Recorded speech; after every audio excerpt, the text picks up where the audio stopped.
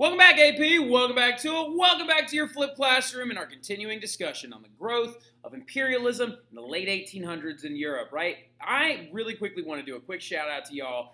AP Euro this year, 2022-2023. Guess I'm not going to be able to use this flip next year. Has been doing a great job moving expeditiously through content in this key part of the year. Very, very impressed. We're currently like a week ahead right now of where we were last year. So let's keep crushing this material, staying on top of it, staying after it. And when I see y'all again, we're going to talk Communist Manifesto stuff, right? So bring in those 5 key points and a key quote from your entire element that we're going to talk about when we get back in class, okay? But y'all, just keep working away. If you need to ask me a couple questions about it or whatever, y'all know where I am, where I eat lunch. Come stop by, knock on the door. I'll come stick my head out, and I'll decode something if you need help with it, okay? The big thing is, though, is let's pick up right where we left off in class. We were discussing the growth of imperialization from not from a European perspective, but from a world perspective, actually, during the late 1800s. And we were talking about how Europeans are not only using new technology, but they're also using ridiculous excuses to go over and take land that does not belong to them and strip resources from people that they have no business stripping them from, right? Particularly imperializing areas like Sub-Saharan Africa, Southeast Asia, as well as,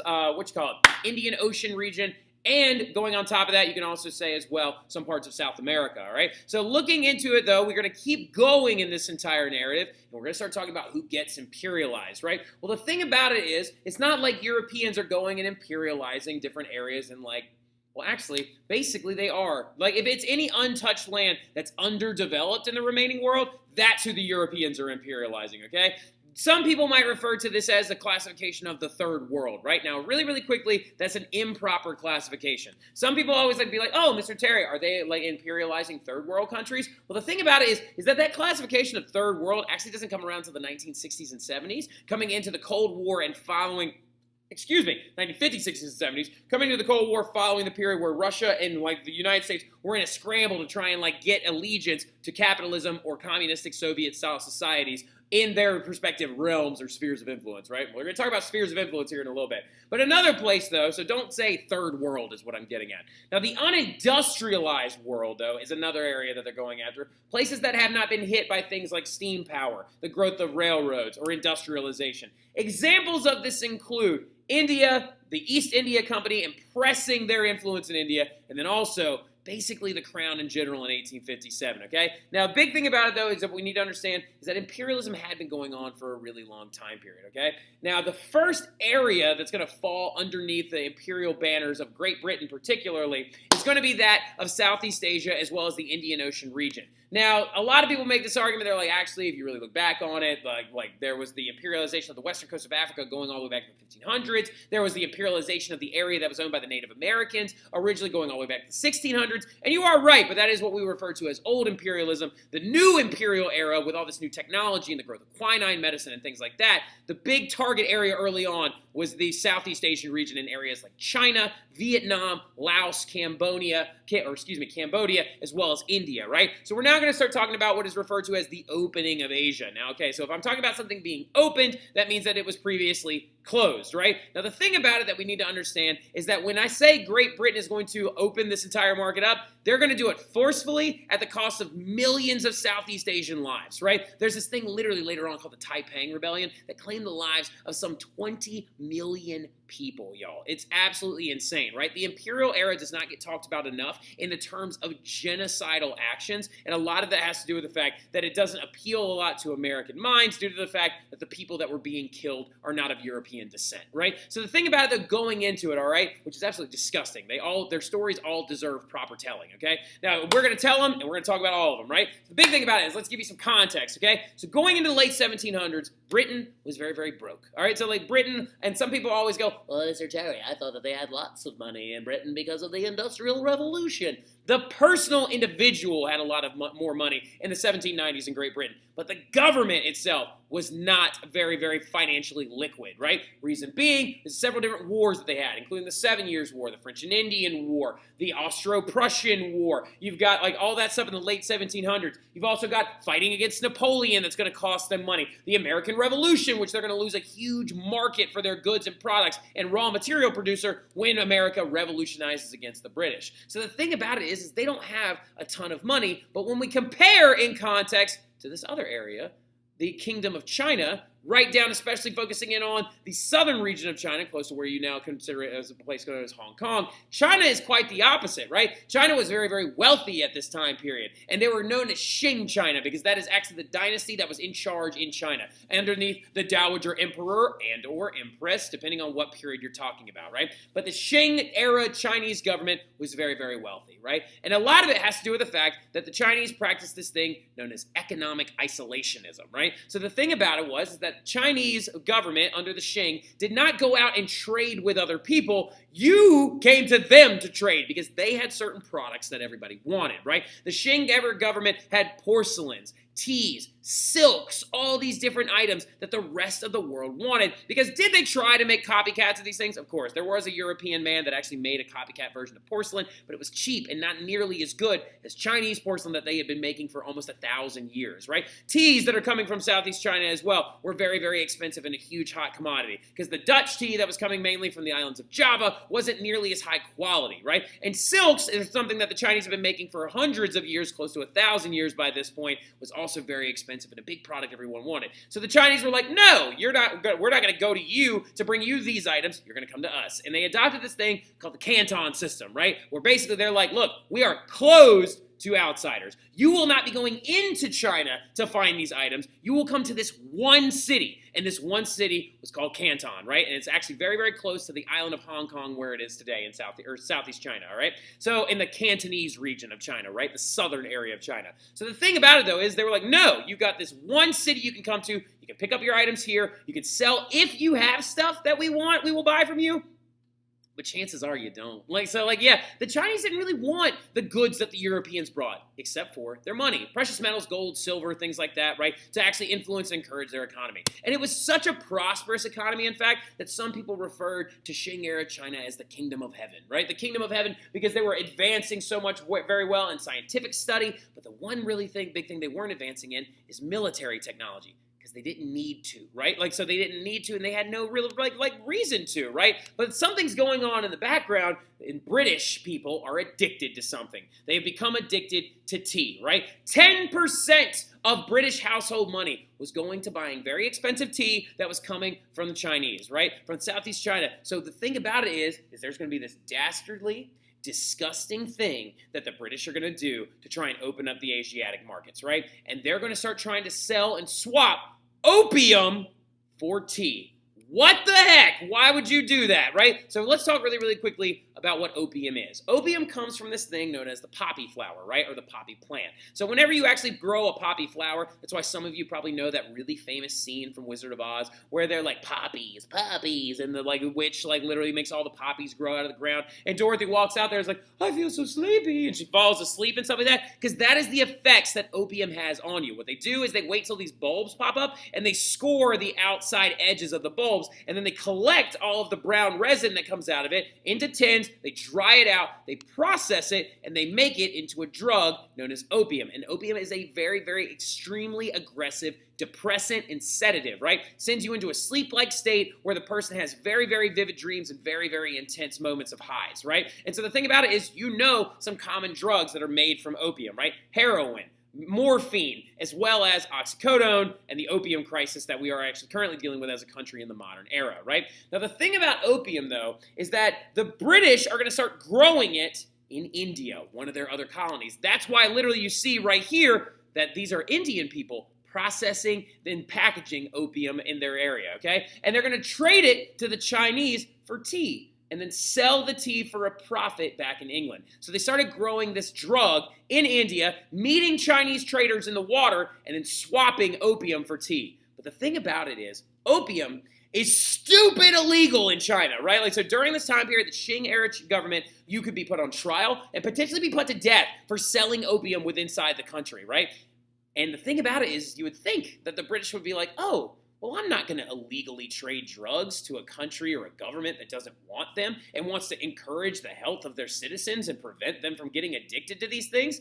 You'd be wrong, right? Like, because what they're going to do is they're going to sell it to them anyway, right? So they're going to do it knowing it's going to destabilize their government, knowing it's going to destabilize their economy, and knowing that literally all they care about is making profit, right? Because they want to take this tea that they've now traded for pennies on the dollar, right, and sell it back in England for a very large profit, okay?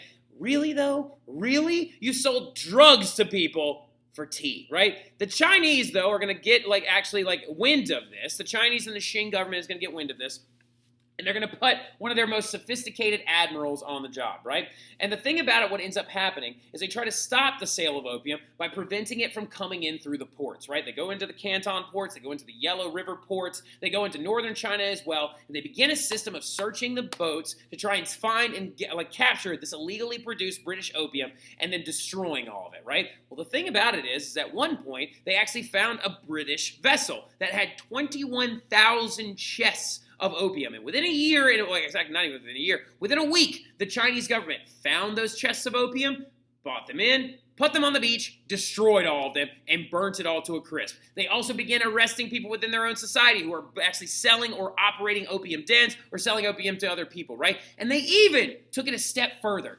The Dowager Emperor, the actual Emperor of China, the Qing era Emperor, wrote a letter to the very famous queen and ruler of of England at the time, Queen Victoria, and said, your government is illegally selling drugs, not your government, excuse me, your East India Company is illegally selling drugs for their own profit and destroying our society from within. Can you please make them stop? Sent this letter to this woman, the Queen of England and one of the most powerful people in 1800s era Europe, and said, please, please, for the love of God, make them stop.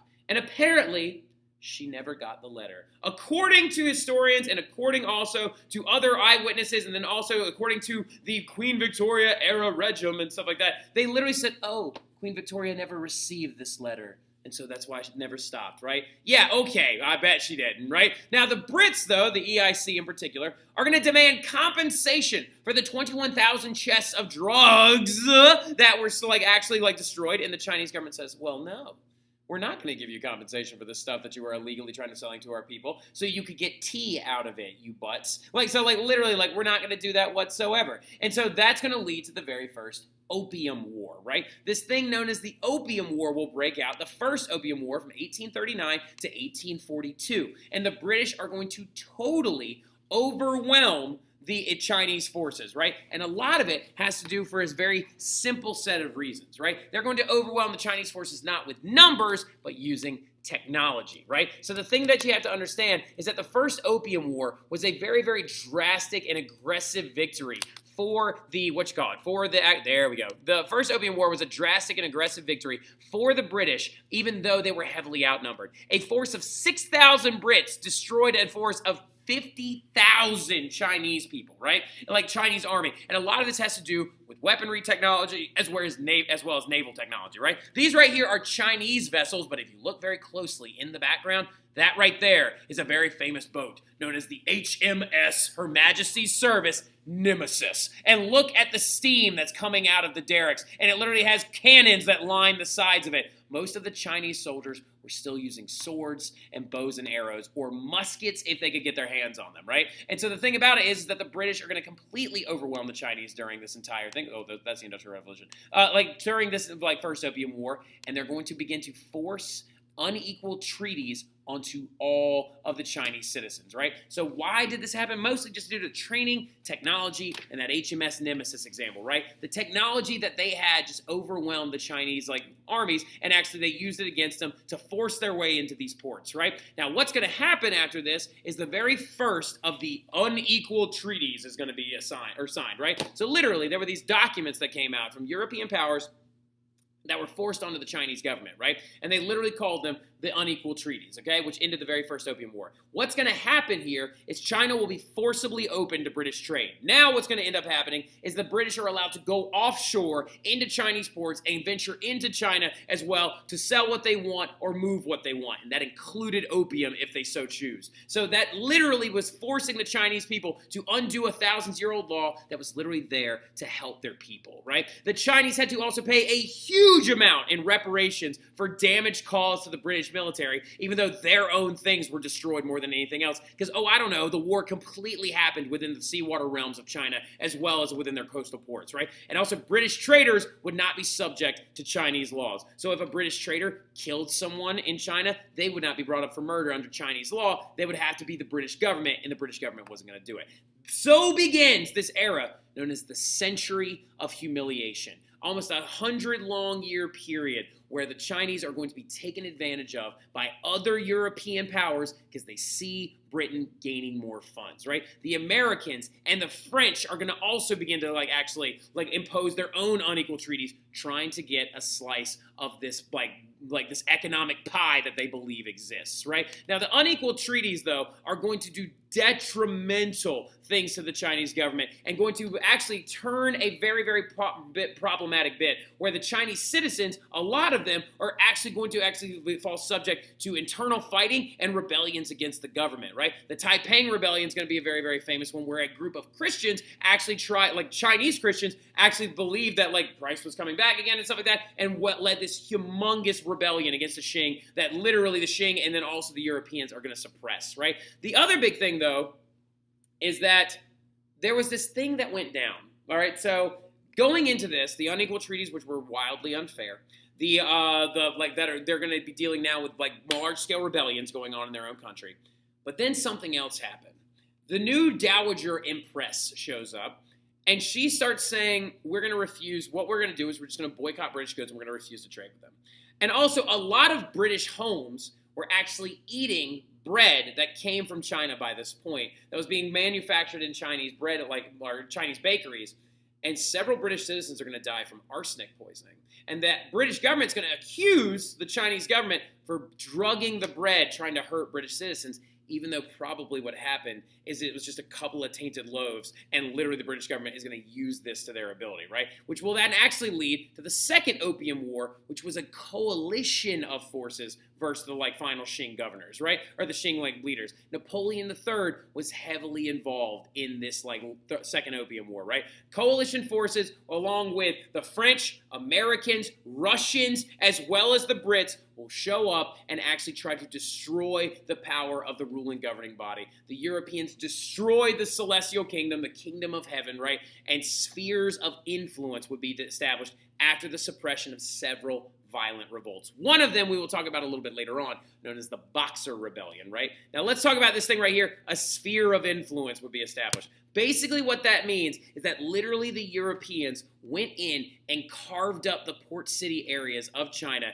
and said basically, this belongs to us now. As you can see right here, there's the German sphere of influence right here, right next to the Yellow River. There is the British sphere of influence right here, right next to the, in the Nanjing province, and then also in Canton near Hong Kong. And by the way, guess how long ago the Brits finally gave Hong Kong back to the Chinese government? Oh, I don't know, 1995?